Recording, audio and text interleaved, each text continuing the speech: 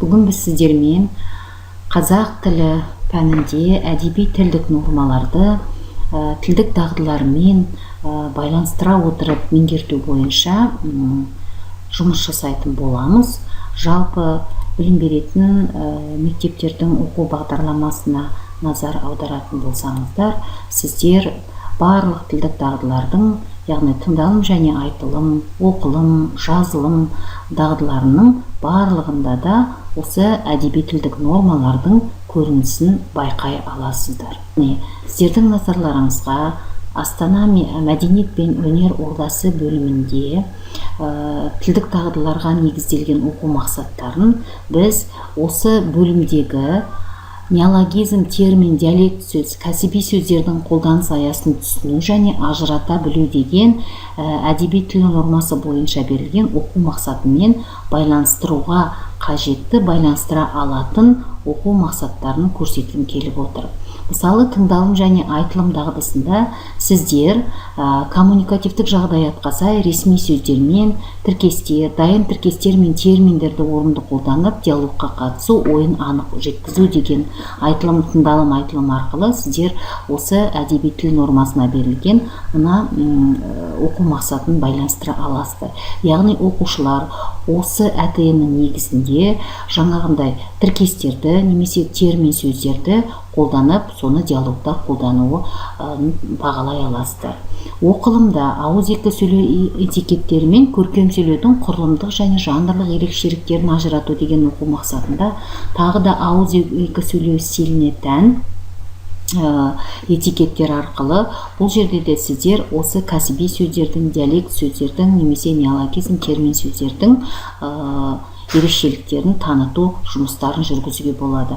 Ал жазылым жұмысында, яғни оқушылар эссе жазу барысында осы тыңдалым, айтылым және оқылым дағдылары негізінде жүзеге асқан жұмыстар арқылы терминдерді, кәсіби сөздерді осы эссенің мазмұнында қолдану арқылы ол кәсіби сөздердің мағынасын түсініп және ажырата білгендігін таныта алады. Сіздерге мен бүгін төңкерілген сынып әдісі туралы айтқым келіп тұр. Яғни АТН-ді меңгертуде төңкерілген сынып әдісінің маңызы өте жоғары. Неге? Өйткені сіз осы әдістің көмегімен оқушылардың, яғни теориялық білімді өздігінен алуына, алдын ала оқып, танысып, меңгеріп, зерделеп, зерттеп келуіне жағдай жасайсыз.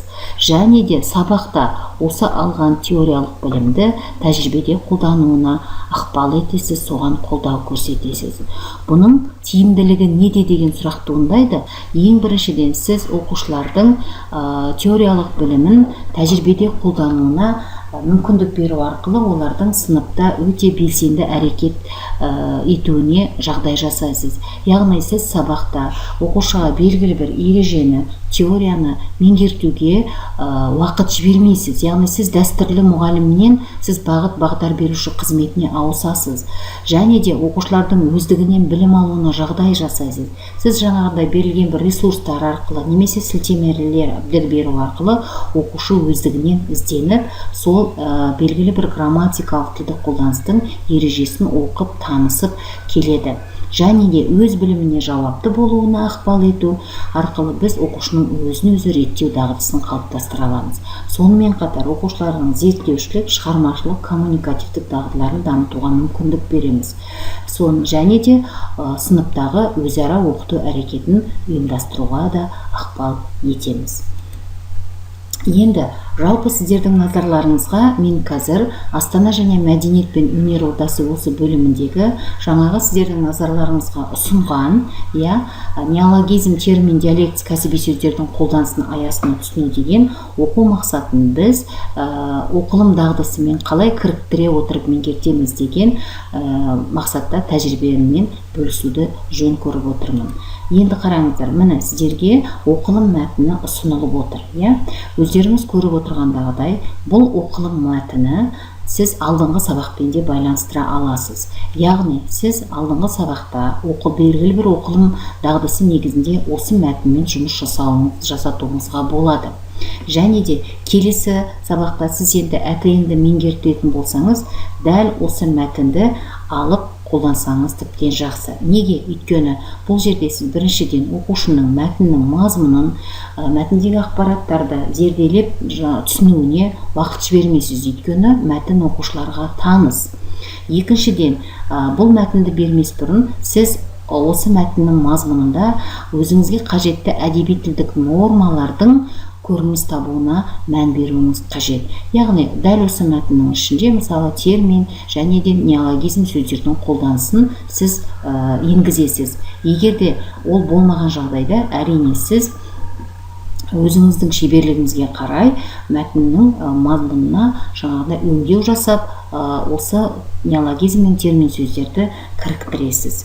Тағы да бір айтып кететін нәрсе, бұл мәтін әдеби тілдік нормаға берілген оқу мақсаты күрделі. Өйткені бұл жерде бала бірнеше лексикалық сөз қолданыстарының мағынасын түсініп керек. Сондықтан да сіз бұл оқу мақсаты басқа бөлімдерде де қайталанатындықтан, сіз мысалы осы оқылым арқылы неологизм термин сөзді меңгертсеңіз, одан кейін келесіде тыңдалым арқылы мысалы диалекті мен кәсіби сөздерді меңгертіп, осылай жіктеп алып бөліп өткізсеңіз де болады. Назарларыңызға міне осы тақырыпқа байланысты Астанадағы ұлттық мұражай туралы мәтін ұсынылды. Оқушылар енді осы мәтіннен біз қандай тапсырма үлгілерін көрсете аламыз. Ең бірінші, тапсырмаларыңыздың оқушылардың қызығушылығын арттыратындай болуы үшін графикалық органайзерлерді қолдансаңыз өте тиімді. Яғни оқушы бұны өте қызығып орындайды. Мысалы, бірінші тапсырмаға назар аударсаңыздар, оқушыларға мынандай тапсырма үлгісін ұсынуға болады.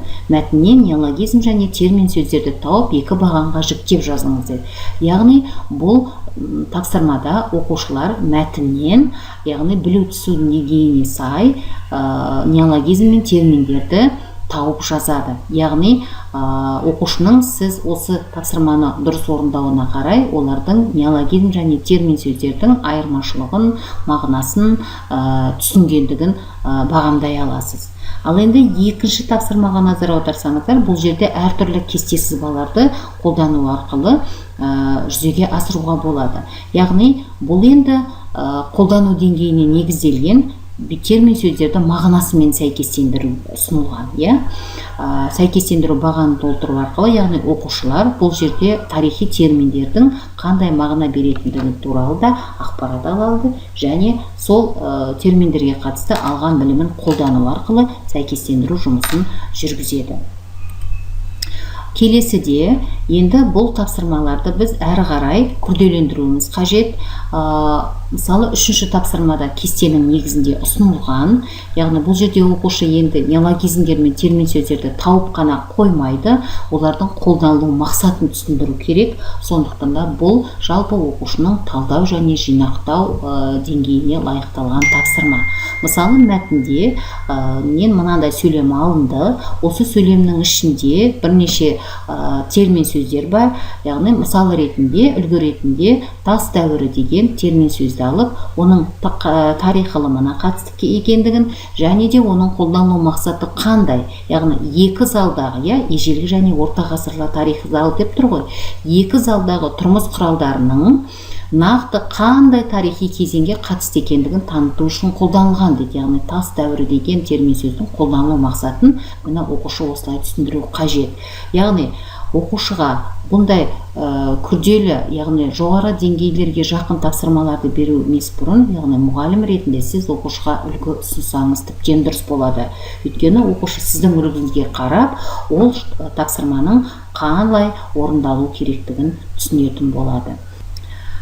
Енді біз осы мәтін бойынша білімді бекіту мен бағалауға қатысты шығармашылық және зерттеушілік тапсырмаларында үлгілерін ұсынғым келіп отыр. Бірінші тапсырмаға назар аударсаңыздар, бұл жерде ұлттық құндылықтарымызды насихаттайтын мұражайлар тегін болуы керек деген пікірмен келісесіз бе?